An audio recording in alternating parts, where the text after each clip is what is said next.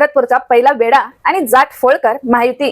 जय यशवंतराव मित्रांनो, आपल्या यशवंतराव फोळकर सिरीजच्या भाग 13 मध्ये तुम्हा सर्वांचे स्वागत. मागच्या भागात आपण पाहिले की फरुखाबादच्या मैदानात यशवंतरावांनी इंग्रज सेनापती जनरल लेकला रात्रीच्या अंधारात कसा जबरदस्त चकवा दिला होता. मित्रांनो, मुकुंदरा खिंड आणि फरुखाबाद नंतर ही इंग्रजांविरुद्धची तिसरी मोठी लढाई होती.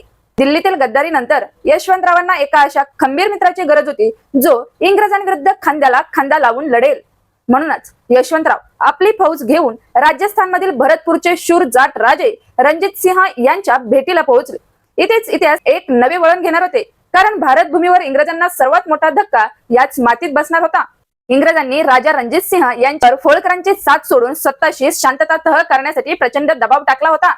ब्रिटिशांनी त्यांना अनेक जहागिरी आणि पैशांचे आमिष दाखवले, पण भरतपूरचे राजे रणजित सिंह एक निष्ठावंत आणि राष्ट्रप्रेमी योद्धा होते. त्यांनी देशाच्या शत्रूशी हातमिळवणी करण्याऐवजी आपले परम मित्र यशवंतराव फोळकर यांची साथ देण्याचा ऐतिहासिक निर्णय घेतला. त्यांनी इंग्रजांचा प्रस्ताव धुडकावून लावला आणि जाहीर केले की भरतपूरचा किल्ला हा जसा जाट वीरांचा आहे तसाच तो यशवंतरावांचाही आहे. जानेवारी 1805 मध्ये दोन्ही शूरयोद्ध्यांनी एकत्र येऊन इंग्रजांच्या छताडावर नाचण्याची शपथ घेतली.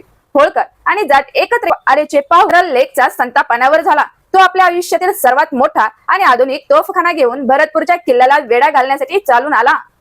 इंग्रजांना वाटले की त्यांच्या तोफांच्या माऱ्यापुढे हा मातीचा किल्ला काही तासात ढासळेल, पण ऐतिहासिक नोंदीनुसार जनरल लेकने किल्ल्याच्या भिंतीवर तोफांचा तुफानी मारा सुरू केला. पण भरतपूरचा हा किल्ला सामान्य नव्हता, तो लोहगड होता. त्याच्या भक्कम मातीच्या भिंती इंग्रजांचे गोळे स्वतःमध्ये गिळून घेत होत्या. त्याच वेळी किल्ल्यांच्या बाहेरून यशवंतराव फोळकरांच्या वेगवान घोडदळाने इंग्रजांची रसद पुरवठ्यावर आणि तोफखान्यावर गनिमी काव्याने जीवघेणे हल्ले चढवले. किल्ल्याच्या आतून जाट वीरांच्या बंदुकांनी आणि बाहेरून फोळकरांच्या तलवारींनी इंग्रजी सैन्यांची कत्तल सुरू केली. हा लढा इतका भयंकर होता की कवींनी या युद्धाची तुलना थेट महाभारताशी केली आहे. जनरल लेकने आपल्या गोऱ्या तुकड्यांना किल्ल्यात घुसण्याचे आदेश दिले, पण किल्ल्याभोवती असलेल्या खोल पाण्याच्या खंदकात इंग्रज सैनिक चिखलासारखे अडकले आणि वरून येणाऱ्या गोळ्यांनी एका मागून एक मरून पडले. ब्रिटिश इतिहासात कधीही न पाहिलेला असा हा भीषण प्रतिहल्ला होता. अखेर अतोनात लष्करी नुकसान सोसून जनरल लेकला आपला भरतपूरचा हा पहिला वेढा अपयशी ठरवून मागे हटावे लागले.